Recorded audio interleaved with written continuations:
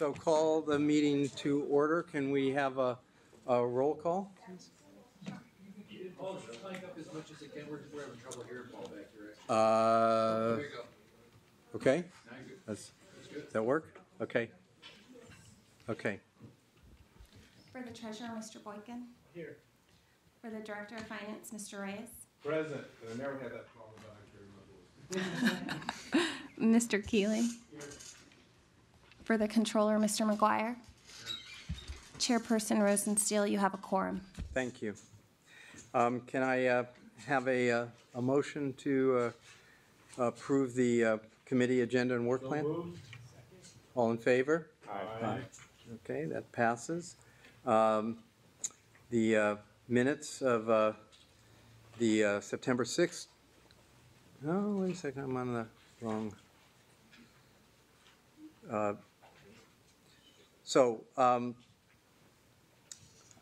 Robin, well, I guess we turn to number 2, and I guess we're going to take 2. Actually, Mr. Chairman, if you don't mind, I'd just like to make a suggestion on item number 2. It is comprised of 3 distinct reports, the external financial auditors, and so with the committee's agreement, I'd suggest the committee discussion for all 3 items take place first, and then the votes for each report proceed, if that's what the committee would like to proceed. Hearing no objection, that's fine. All right, now I will turn over to Robin Okay. Madsen, our Chief Financial Officer.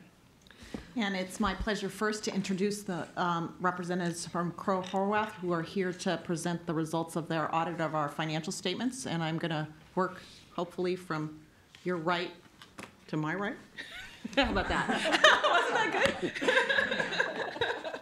So we have Craig Sullivan, Jen Allen, Kevin Smith, Brenda Torres, and Chris Moore, here to present the results of the audit to you. And I'm going to start off the presentation with an overview of the process we used to prepare our financial statements, and then turn it over to Brenda and her team to actually review the results of the financial statements from the auditor's perspective, if that's acceptable to people.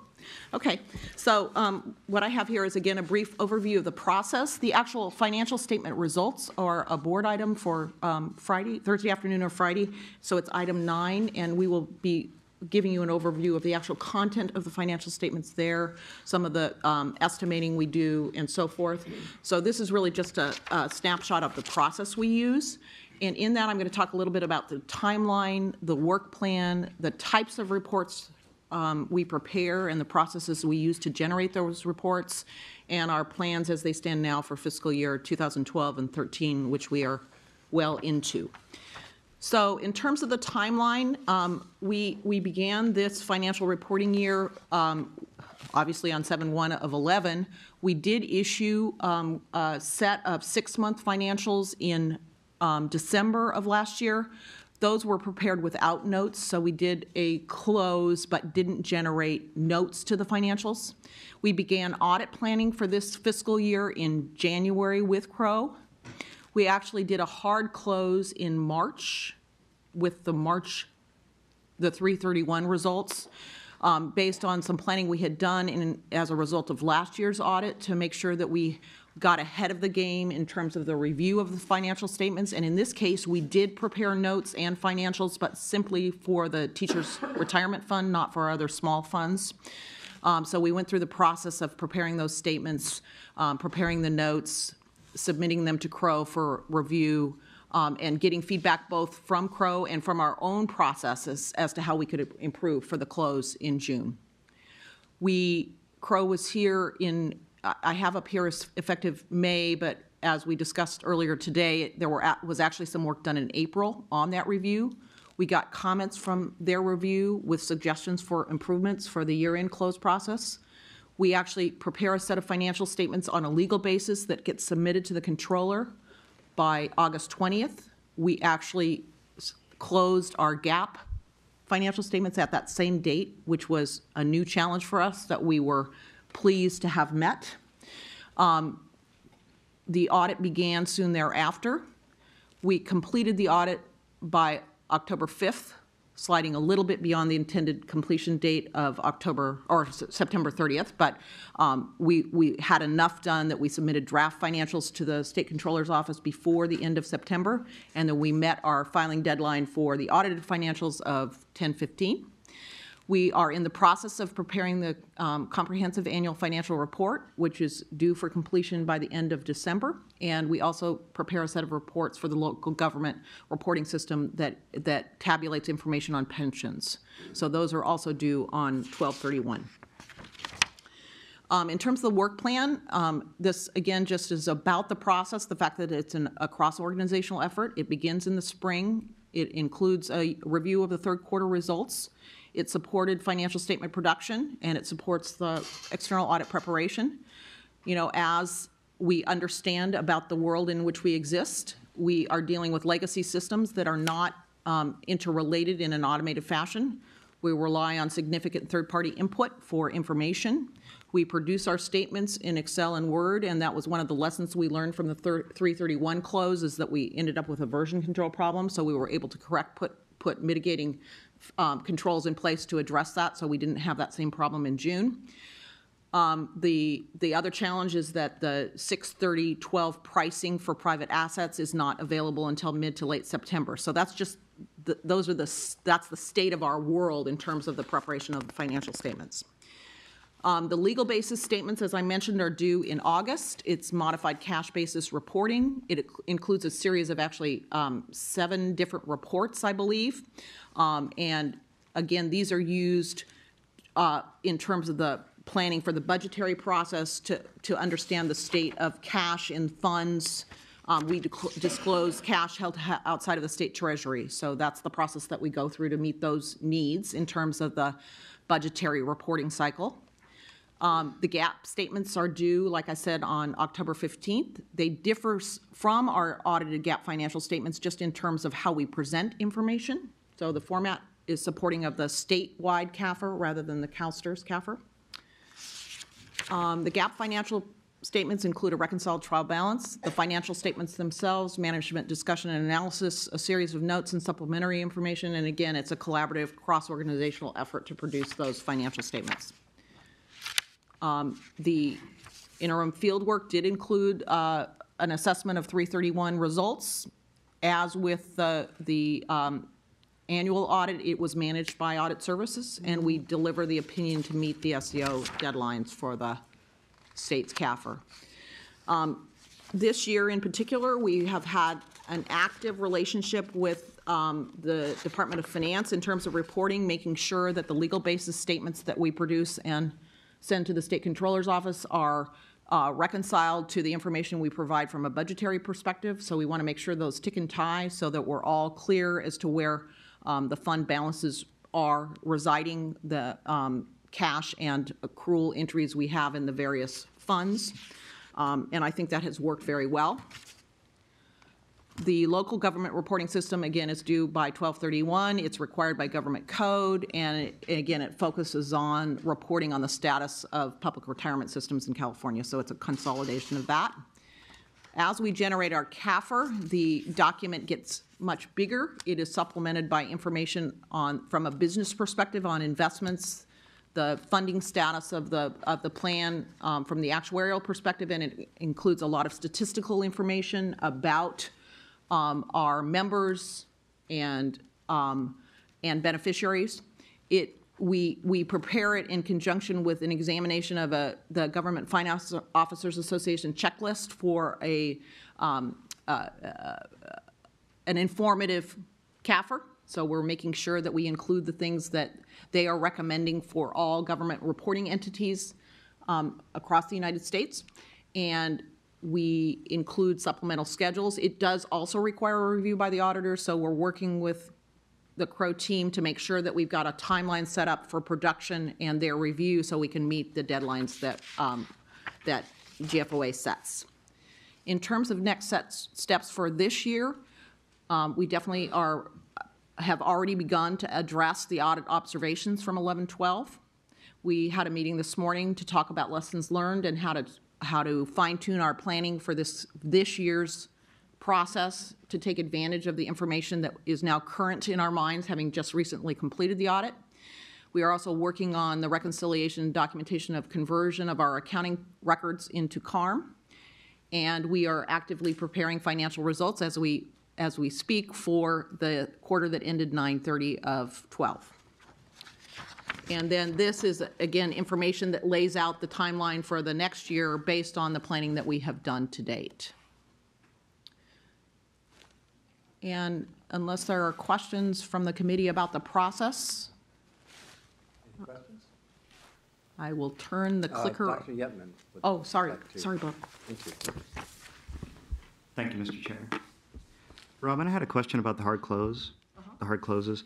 So maybe you could share with the board just briefly. I got to believe that hard closes are costly to do in terms of effort, given the systems and given what it takes, that they're costly for everyone to do. And Crow helps with that. Is that right?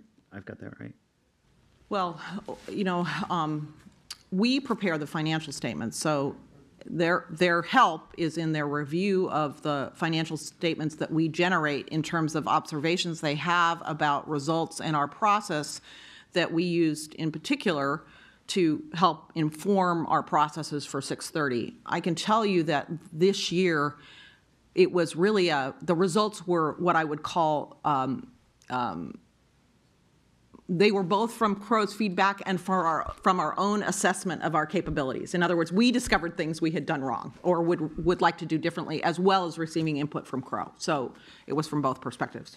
In your opinion, what's the primary advantages of going through a hard close process? And what is your goal with respect to how many of these you think you'd like to see in a year? My personal goal is to prepare quarterly financial statements for an organization of our size. I firmly believe we should be preparing quarterly financial statements to support management decision-making.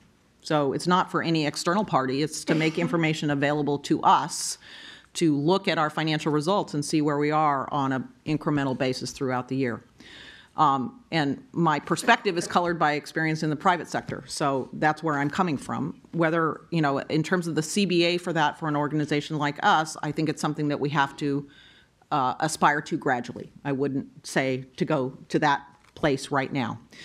In terms of the close at 3/31, my perspective, and I think the perspective of the staff that support me in my role, as well as our partners throughout the organization, we learned a lot from this hard close. And I think in terms of confidence building, we had pushed back our due dates significantly. We practiced meeting those due dates with the 3/31 close, and we did it twice. So we met the due dates at 3/31, and then we met the due dates for 6/30. And we have certainly walked away with the confidence that we can produce financial statements, even in the environment that we're operating within, which is not a perfect one. I think this year is going to be a significant challenge as well for different reasons. We may have gotten better at what we do now, but we're changing the world. And so in addition to operating within the environment we're used to, we're going to be operating in a new environment. So the process of converting data from the existing financial reporting systems into CARM will add an element of complexity. And as a result, I think it is absolutely important, critically important, that we do a 3/31 close again. I would not want to go into year end without having had that experience of trying to merge the information from the two different systems that will be supporting us. Because although we're converting balances, most of the supporting detail is going to remain in our legacy support. Did I address your question? You did. May I ask one more? Thank you, Mr. Chair. Do you believe, in your opinion, that the hard close serves another role with respect to internal control, for example, identifying or mitigating perhaps some potential weaknesses in internal control, and if so, why? I'm going to give a mixed answer to that. I would hope that the processes that mitigate weaknesses in internal controls are ongoing processes, and the analytics we do every day and every week and every month are the processes that address those weaknesses. Certainly, the close puts an appropriate boundary on that, so it creates the need to have done that work by a certain point in time. But I don't see it as the reason to do that work. I see it, the reason to do that work is the result of daily activity. Is what we're recording appropriate? Do we have the right information from the right parties? Do we understand it? Can we verify, validate its completeness and accuracy as it occurs? And that's part of what we're trying to achieve by moving to a different kind of system that will integrate transactions with financial reporting. Right now, they're very disparate. So one of the significant objectives for this transformation in terms of Business Renew, and in particular CARM, is to make sure that the transactions that generate the information for the financial reporting are connected. Great, thank you. Go ahead. I just wanted to make sure I'd address the question. I don't think there are any more questions on this, so, yeah. Go here. Okay, we'll pass the clicker.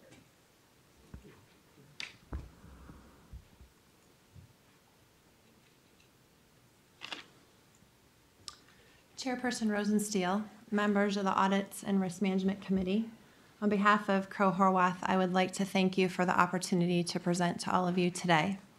My name is Brenda Torres, and I'm the signing partner for this engagement. This is the second year that Crow Horwath has conducted the external audit of CalSTRS, and it certainly is a pleasure to be here.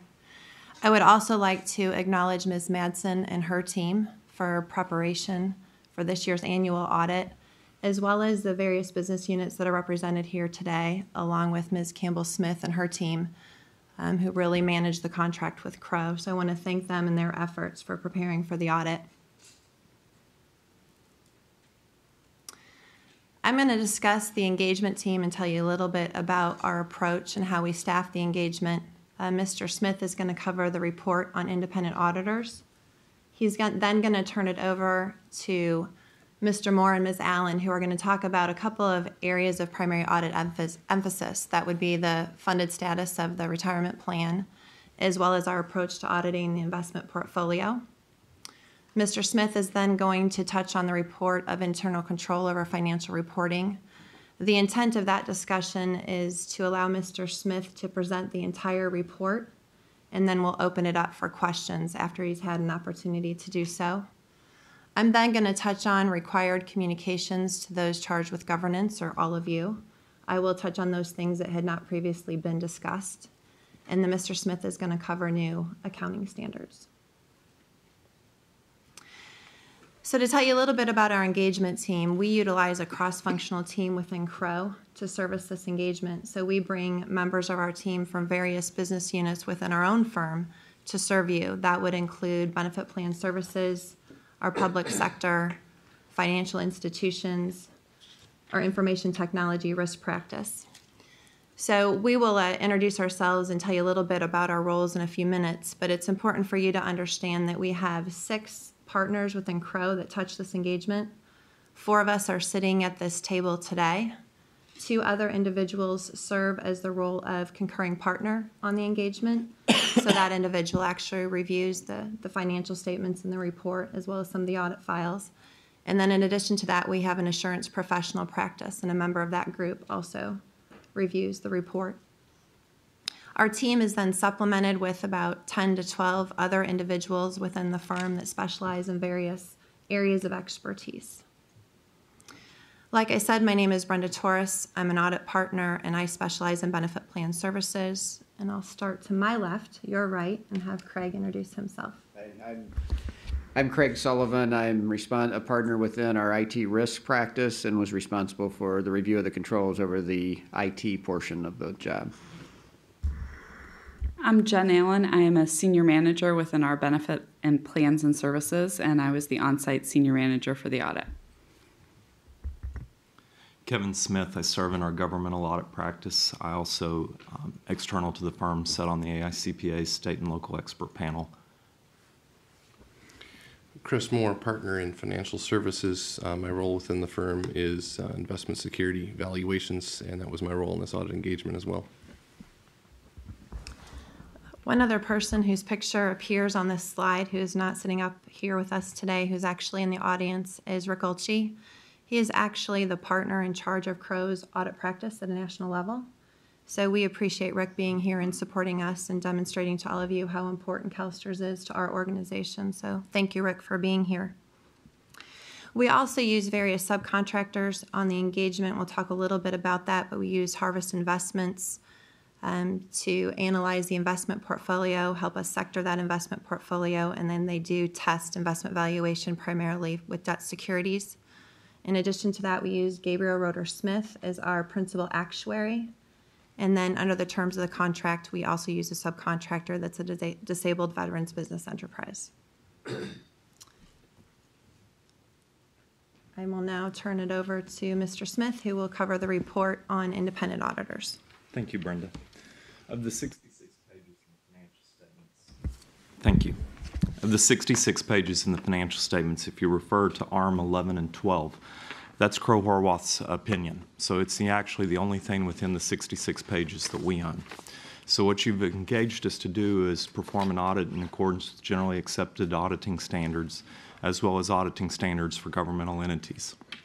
With that being said, after performing those auditing procedures, we render an opinion as to whether or not we believe the financial statements are prepared in accordance with generally accepted accounting principles.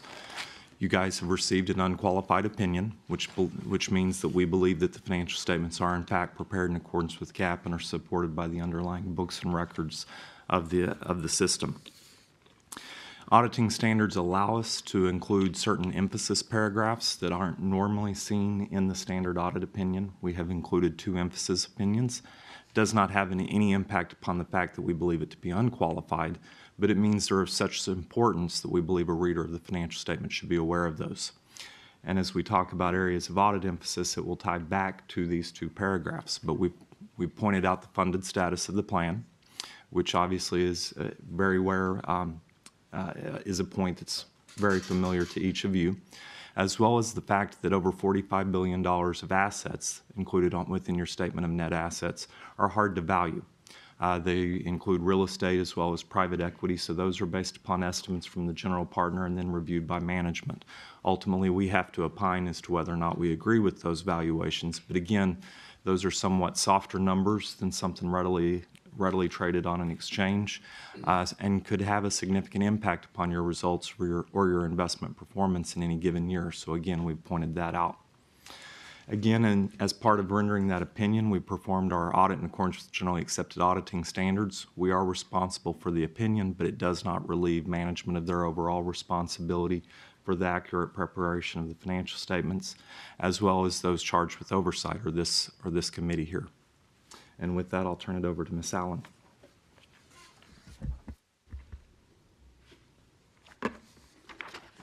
Thank you, Mr. Smith.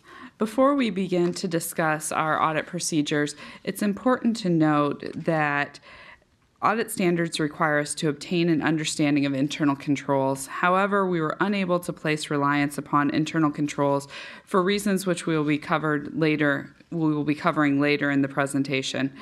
Therefore, throughout the audit, we took a substantive audit approach, which required us to perform significant detailed testing. As we discuss our testing, the testing that we're going to cover relates to those areas which also had emphasis paragraphs in the opinion. The first emphasis paragraph related to the funded status of the defined benefit program.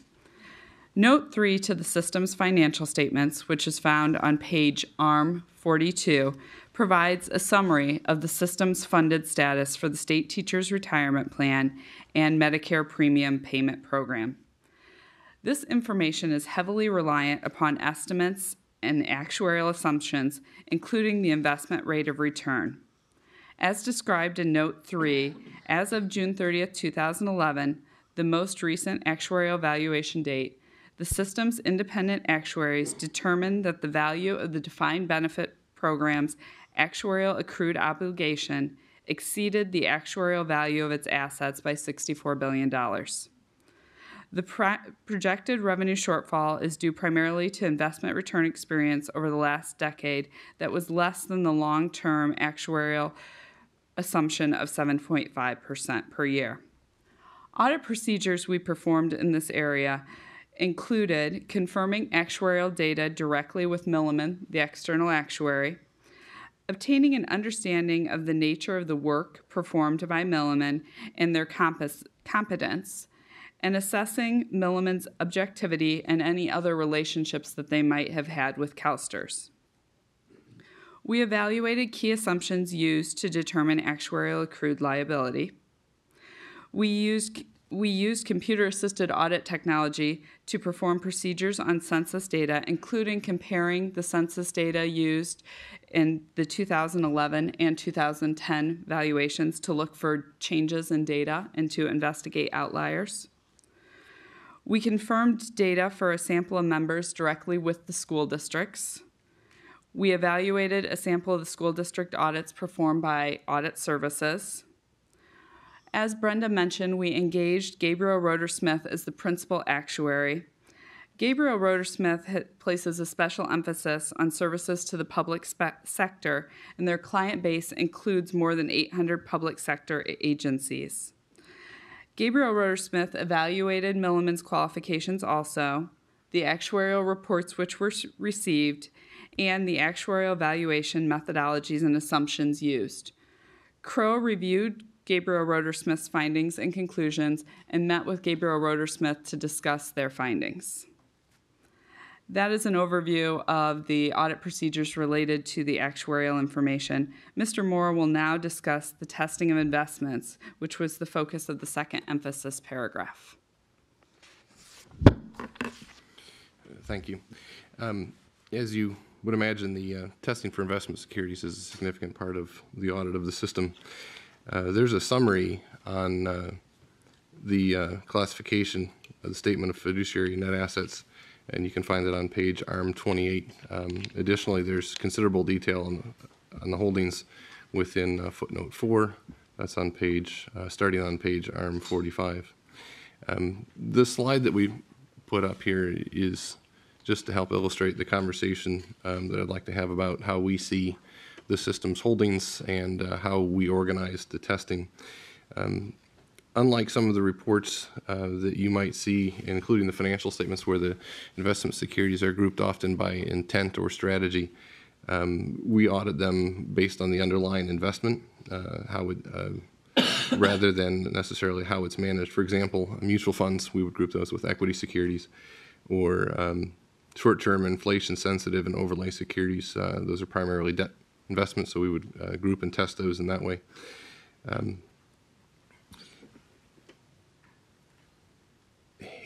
As Jen mentioned, we were unable to rely on controls for testing investment securities and doing a substantive test. One of the things that would attribute to within our audit procedures would be a larger sample size. For example, within the dollars of real estate and private equity, given the higher risk for the valuation, but as well the substantive testing, we ended up testing roughly half the dollars of both of those portfolios. If we were to rely on controls in that way, we would end up testing a smaller, likely end up testing a smaller sample in that regard. Our two primary tests that we do over investments would be existence and valuation. Existence meaning the system says you own it. Do you own it? Can we validate that? And valuation, there's a number in the financial statement that says this is what it's worth. We would test that and determine if we believe that valuation is reasonable. Existence involves independent confirmation. For example, the equity and the debt securities, we can independently confirm that directly with the master custodian, State Street. Private equity and real estate, we would confirm those externally with the general partners of those particular investments. Valuation is where we would spend the bulk of our time with the investments. First, dividing them into their applicable categories as we test those categories differently. For example, the equity securities by and large are listed on exchanges. We tested those directly ourselves just by looking up those prices within Bloomberg. Debt securities, and this may not be widely understood by all, but debt securities often don't trade. They're not listed on exchanges often, and they don't trade, and thus the values are based on models. One very common system that's used in the financial industry for investment security valuations, Financial Times Interactive Data Corporation, also known as IDC. That's one of the primary systems used by State Street. To help test the debt securities, we used an external consultant, Harvest Investments.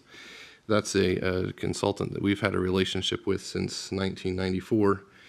They put themselves together to help auditors. That's their function, to help firms like ours and other firms to test valuation of securities. They don't hold a portfolio. They don't trade. They're not making a market for securities. Their business is to help those, like auditors, test values.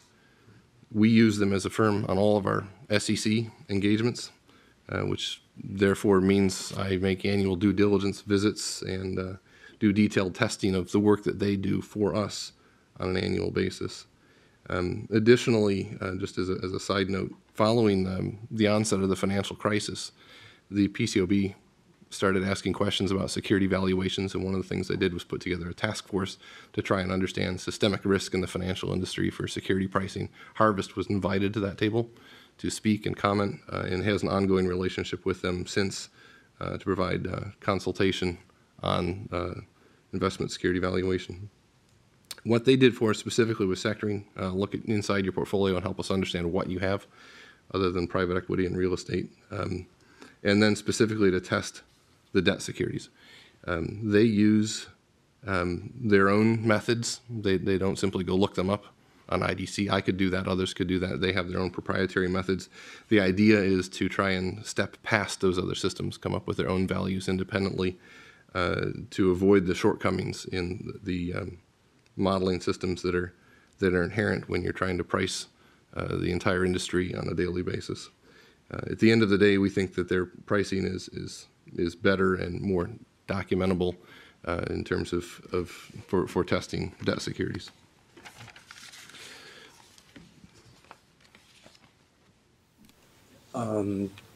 Yes, Mr. Reyes. I have a green light. Thank you. Yep. I apologize for the interruption, but I just want to be clear. When this is done, is it done in a sample, or, I mean, we have so many assets that it's just be monumental task to take on to make sure that what we have is in fact what we do have.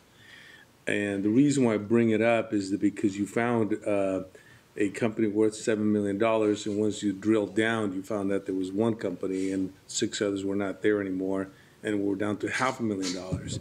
So I guess the question comes up, when they go through those kinds of evaluations, do you then go and increase your sample size or the statistical methodology for creating a sample size, or educate me, please? Certainly. By way of confirmation, the debt and equity securities are confirmed 100%. The real estate and private equity, we use a sampling technique. Valuation, we use sampling for all the portfolios. The securities that we consider harder to price end up with higher selections, as you might expect.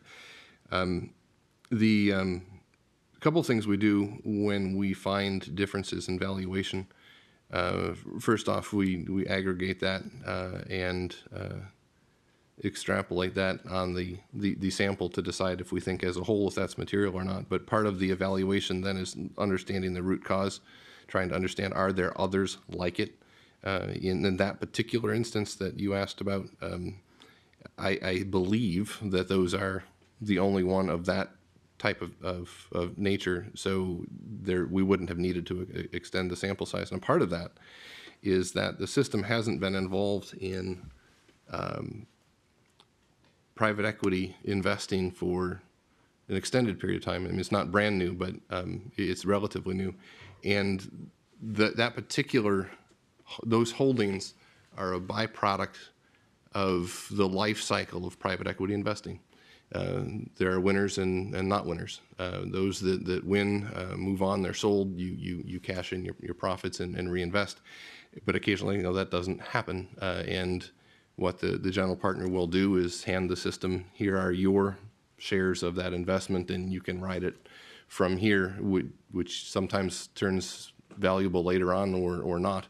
There simply aren't very many that have reached that stage of the life cycle. at this point. There's the opportunity for that to be larger possibly in the future. And also the totality of those only being 7 million, I suppose, helps that. But certainly when we do find something, we want to understand the root cause and decide if it warrants increase in sample sizes. That sort of scares me to hear you say there's the opportunity to be bigger in the future, given that we're just kind of cutting into this field or this. Perhaps bigger is not the right word. Increased frequency.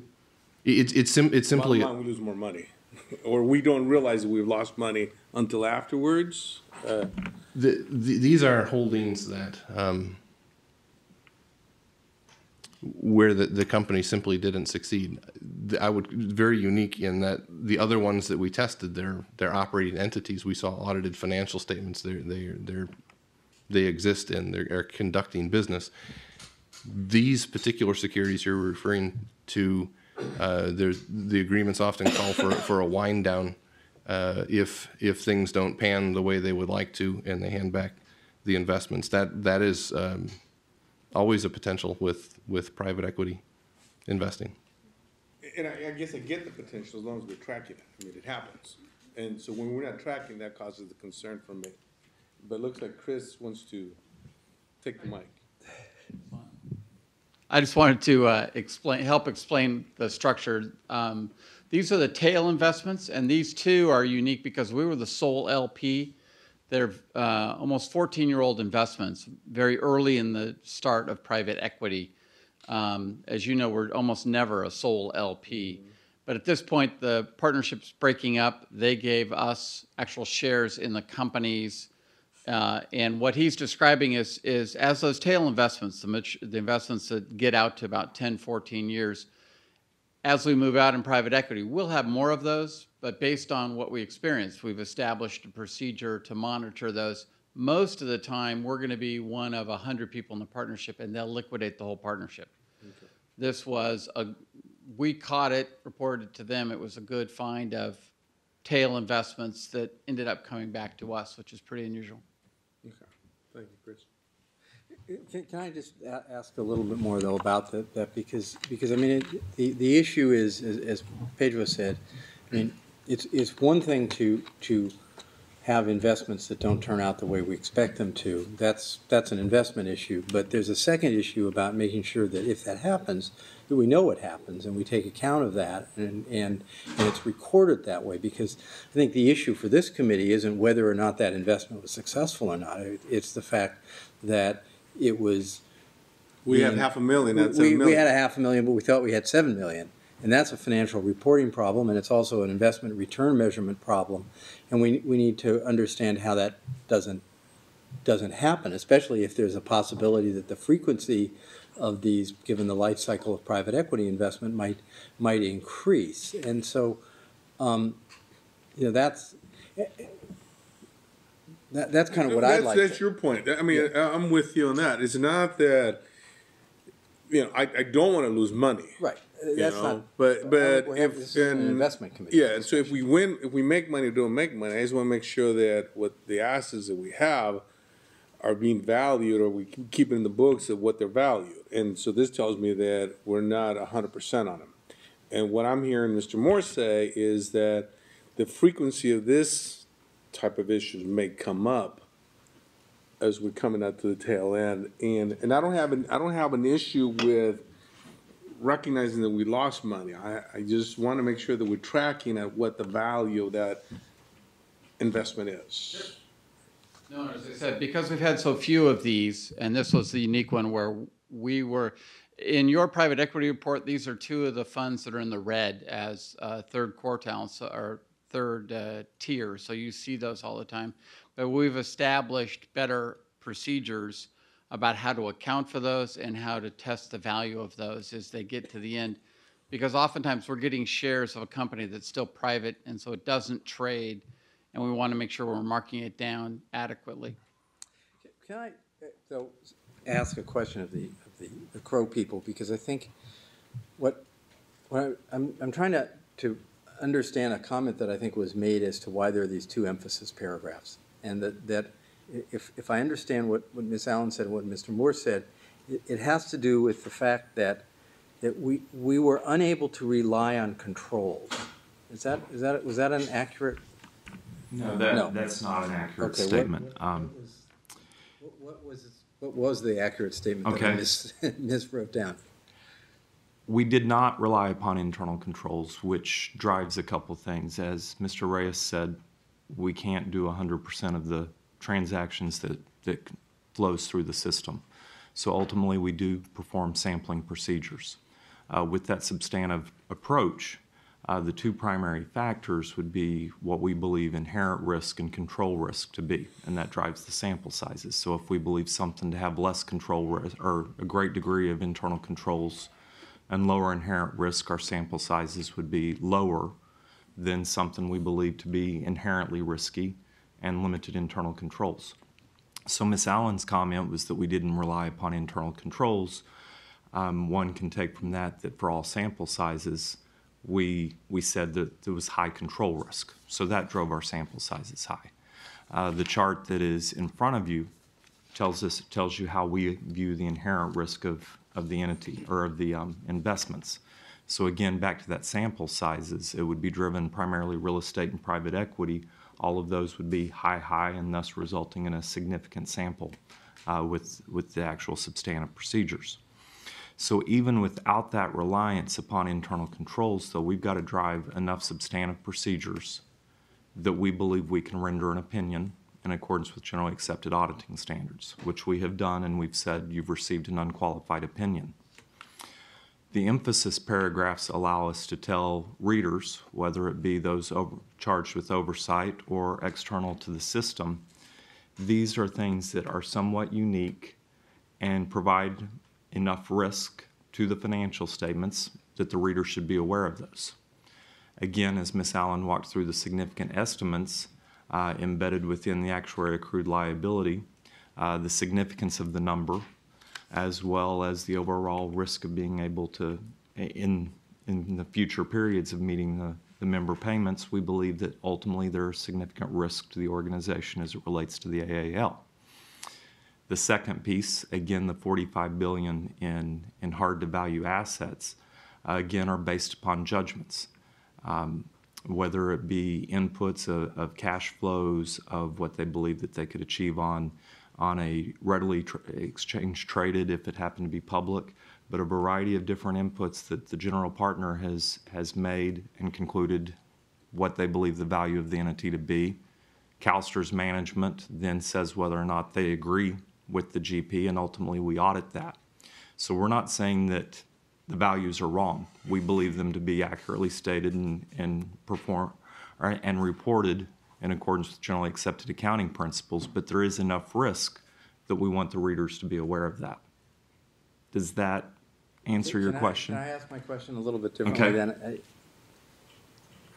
The high sampling rate, is that a function of the nature, in the case of the investments, is that a function of the nature of the investments? Is that a function of, or is that a function of the quality and status of the internal controls, or both? Excuse me. I'm going to answer that one yes. Because it is almost an algebraic equation of internal control risk times inherent risk. So I have deemed internal control risk to be high for all of the investments in front of you across the chart. But as you proceed out to the right on the chart, primarily the real estate and private equity, those have higher inherent risk. So if we were able to rely upon internal controls, it would drive samples down. Would our sample sizes within real estate or private equity still be greater as a percentage than what we do for actively traded securities? Yes, because of the inherent risk. Okay, thank you. Sorry for the interruptions. Any more questions? No, I apologize. I started it.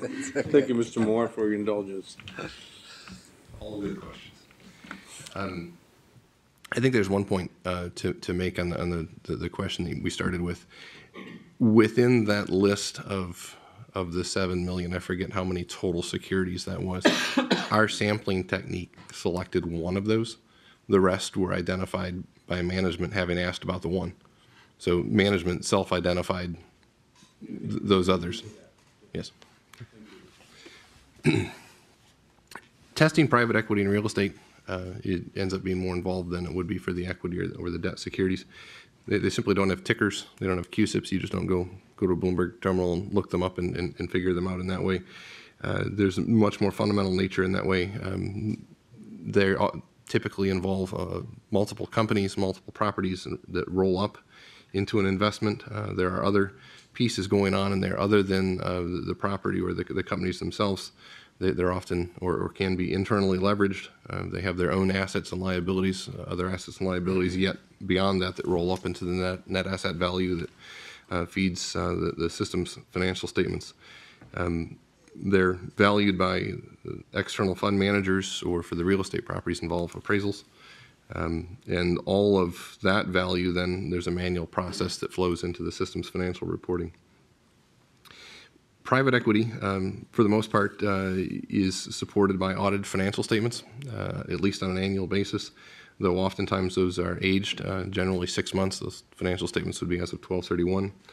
And then more recently, fund manager statements. Real estate, depending upon the nature of the investment, may be exactly the same or similar setup as private equity, or maybe more directly reliant on appraisals or valuations of the debt and appraisal updates.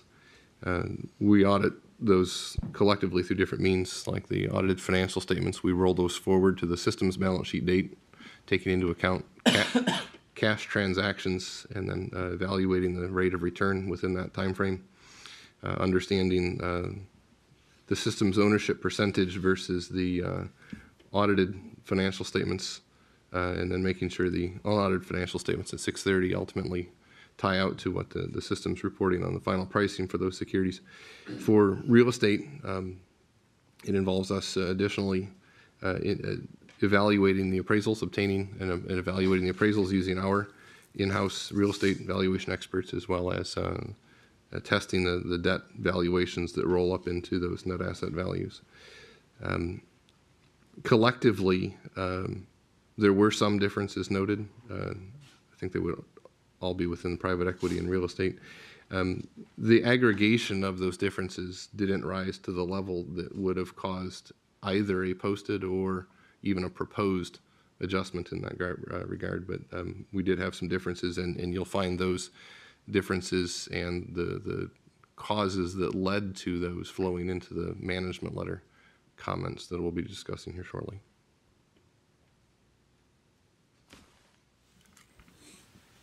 With that, I get the fun of talking about the report on internal controls. First, I'd like to kind of set the groundwork for what the report on internal controls is. As part of both generally accepted auditing standards as well as government auditing standards, we obtain sufficient understanding of the entity and its environment, including internal controls, in order to plan the audit, not to express an opinion upon the functioning of internal controls. This is a little bit different than, say, some of the companies that you guys actually invest in that follow Sarbanes-Oxley. We're not opining upon whether or not controls are operating effectively at a point in time. So that's one of the unique things about our report, and it's one of the things that we told the board last year as well, is we're looking at internal controls for the entire 12 months of the fiscal year, so July 1 of 2011 through June 30th, 2012. If you think back to our presentation last year, also occurring in November, there was a significant portion of that fiscal year that had already passed. Clearly, management had not been able to take those recommendations and make the controls, and that's one of the reasons why we said we anticipate a letter very similar this year, or next year, as to what we are issuing today. As you can see, and based upon your question earlier, Mr. Reyes, it is very similar.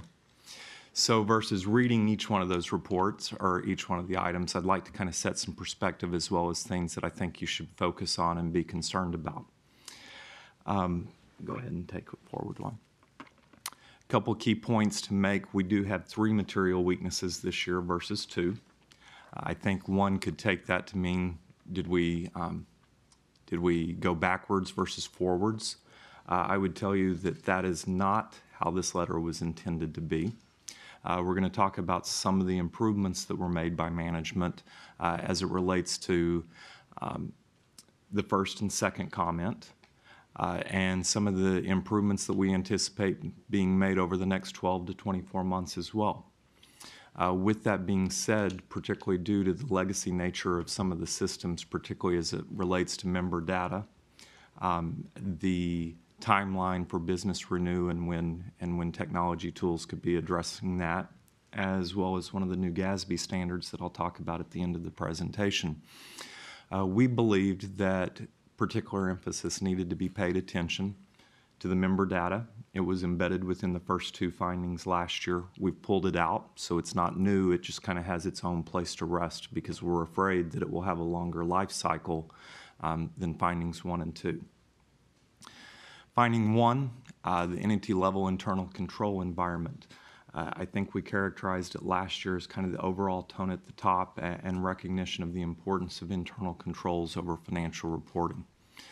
I would say of the 4 areas, this is the one where we saw the vast amount of improvement. I think there is a recognition at upper management as well as within financial reporting, as well as certain other business units of the increased importance of internal controls. I say that because of a couple of things that we could actually witness. The hard close that Ms. Madsen referred to is a difficult and significant effort. I might disagree with her a little bit in that I do think that it provided a significant amount of new internal controls. I think in theory, I agree with how she answered Dr. Yetman, but I do in fact think that it was an internal control improvement. And it was also of significant time and effort that it tells me that management supports improving the internal controls. Additionally, their management's somewhat in a state of flux as they implement CARM. Even with that said, several business units took significant amount of time and effort and developed policies and procedures and documented internal controls. We have made certain recommendations related to improvement of those, but again, they were trying to make progress even when it would have been very easy to say CARM will address that. So I do think that they're taking significant steps as it relates to the control environment.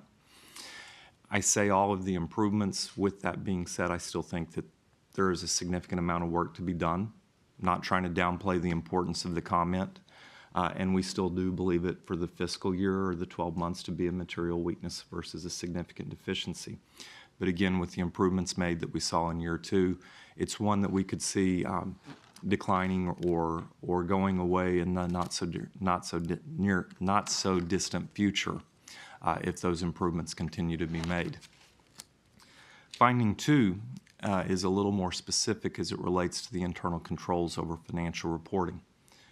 And I specifically say financial reporting because we're not talking about safeguarding of assets or how quickly we pick up the phone and answer member questions. Internal controls it can be put in place over a variety of different things. And we're focused over this year-end financial reporting. What are the internal controls as it relates to that? Ms. Madsen did a very nice job today in explaining the financial reporting process and the fact that it primarily comes, or a significant amount comes from 2 legacy systems and then is bridged by Excel spreadsheets. A lot of manual input, a lot of manual internal controls. We believe that CARM will help with that, but we caution the board to understand that CARM is not a silver bullet. It's only as good as the system implementation and the controls that were embedded within the system, as well as the people who ultimately utilize those reports. So although we agree with management that CARM should address a significant amount of this, it still has to be done. But again, we have legacy standalone systems that are interlinked with spreadsheets and manual controls. Although significant progress was made amongst various business units, as far as documentation of internal controls, again, they were still primarily manual. Through our test work, whether it be internal control or substantive, we identified a number of instances where those internal controls broke down because as those internal controls are currently currently configured, it's only as good as the actual application by the people every day of the week. So some of the weaknesses we noted hopefully will go away. Mr. Reyes? I'm trying not to interrupt, but I just can't help myself. You made it longer than I thought. I just, on your first point, I was going to jump in. You went to your second point, and I said breathe, and I just can't help. And I apologize, but so we have CARM and we have Business Renew that are going to help us. In 12 months from today, you'll give us the same presentation that the stuff that you found, because you do it by fiscal year, the stuff that you have this audit, you have these things that people need to do. And last time, senior staff went through, leadership staff went through a training, and by 12 months from now, you're going to tell us that lower level staff will also, I think management tells you there's going to be a series of 5 types of different training sessions. I do read this stuff. But 5 months already occurred, 4 months already occurred rather. And so this will show up again in 12 months. And if for some, and CARM's not going to kick in yet. What do we do in the meantime? I mean, you have some stuff here that says, hey, there's some findings here. What should management be doing to correct that? Because until CARM comes in, we're sort of saying, it's okay. We understand you're human and their errors will be made, and until CARM comes along, you will continue to make those errors. And we do this. The audit is not just to go and harass people; it's for the integrity of the system. Is to make sure that people are doing what they're supposed to do, and we have what we say we have, and beneficiaries are getting the benefits they're entitled to, and schools are giving us the resources that they're supposed to, and so forth. So, I mean, so the whole integrity of the system that this is supposed to be protecting. On the one hand, and we say, well, but CARM's not here yet, and I agree with you. It's not going to be the silver bullet. There's going to be some stuff in there that we won't find out until we fully implement it, and we say, oh, wow, we did not anticipate that. And it's human nature. I get that. But what do we do from here to CARM, though? One of the things that I would recommend, and you point out that management says they're doing it, again, current systems, very manual intensive, and rely upon people doing their job in the right way.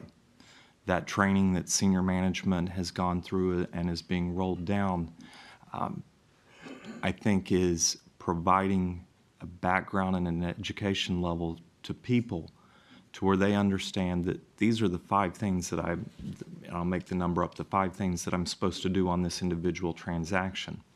Now I understand of the importance of each of these 5 things, so therefore I do it, versus I'm under a time crunch and I'm going to do 3 and pass it along.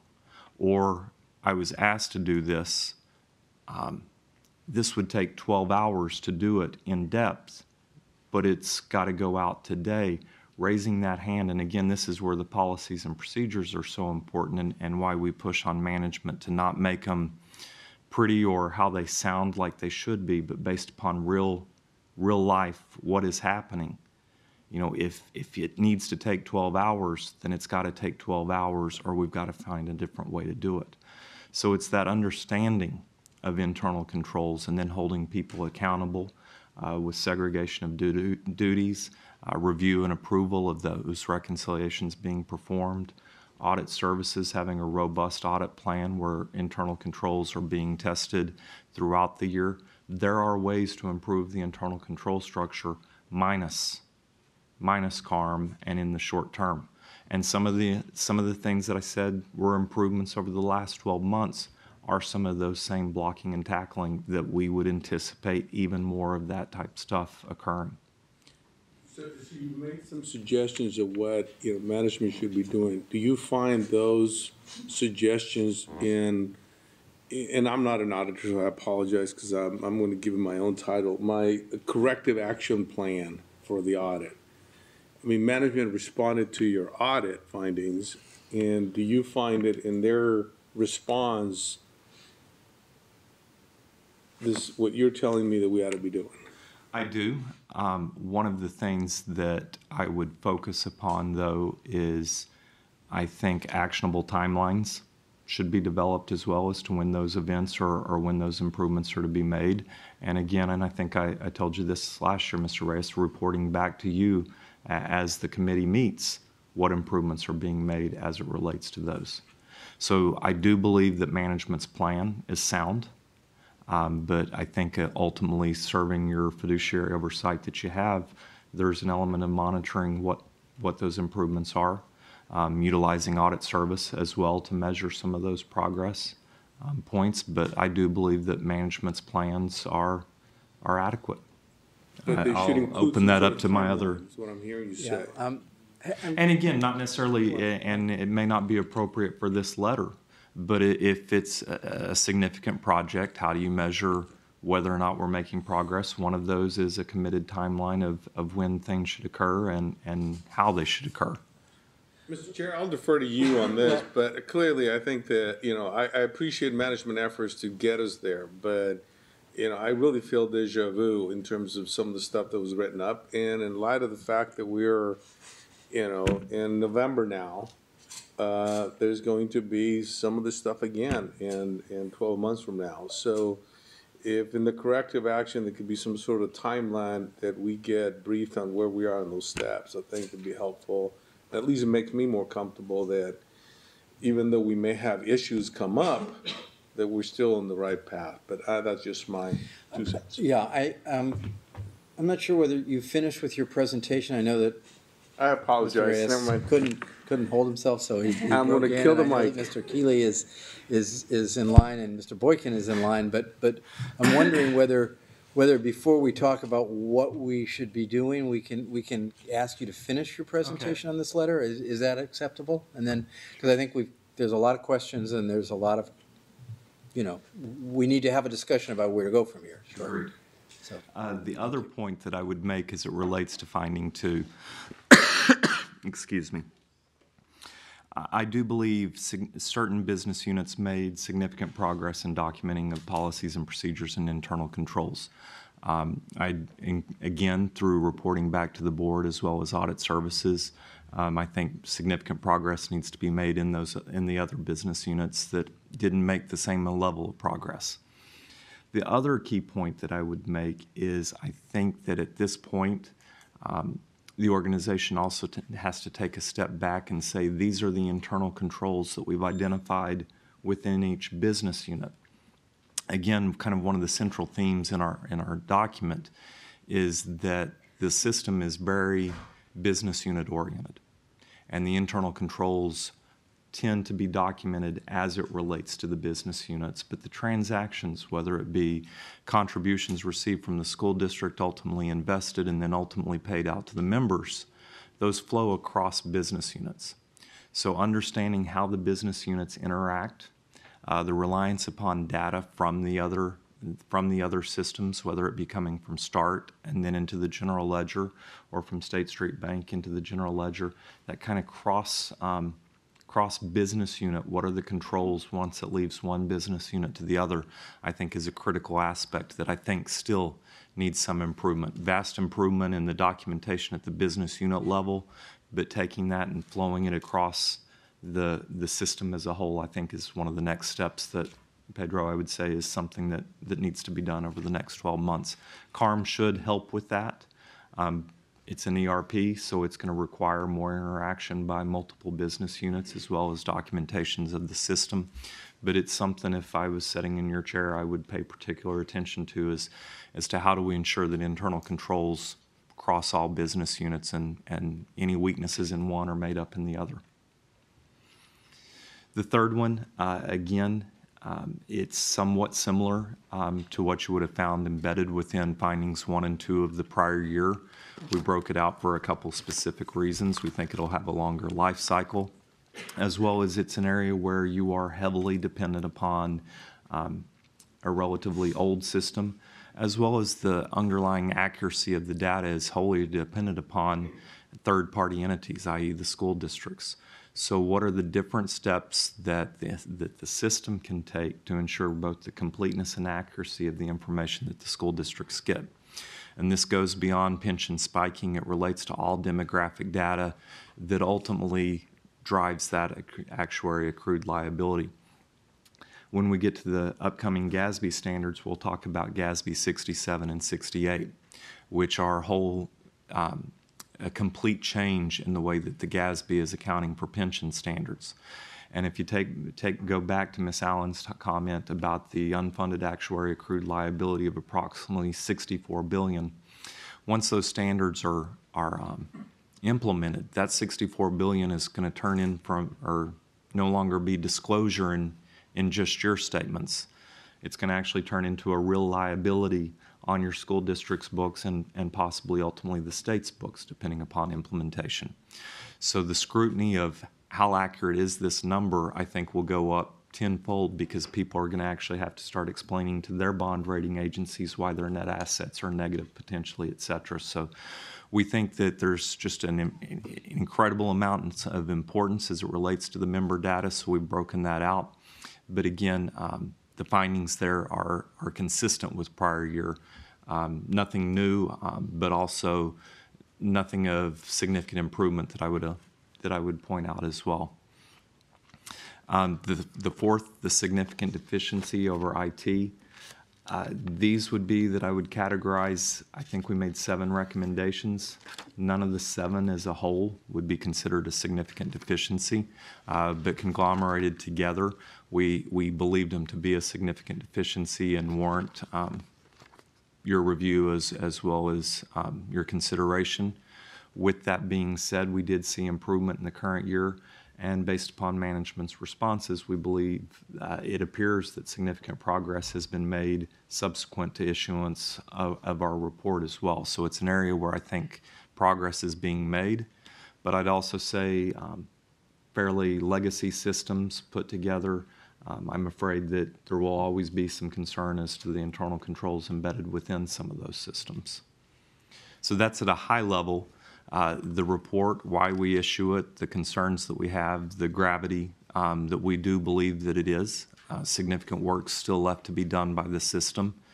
But I do share that I believe that management understands the importance and is taking appropriate steps. And Chairman, I will gladly either answer any questions and or point to somebody who can answer better than I can. Great. Well, let's then start with some more questions.